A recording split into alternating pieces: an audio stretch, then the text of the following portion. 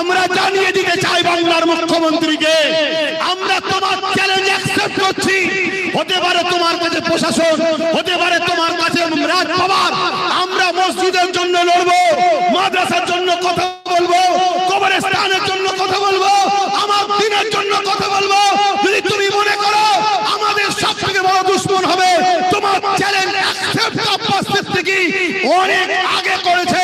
বাংলার প্রত্যেকটা ইমানদার মুসলমান তোমার এই চ্যালেঞ্জের মোকাবেলায় অ্যাকসেপ্ট করে নিচ্ছে।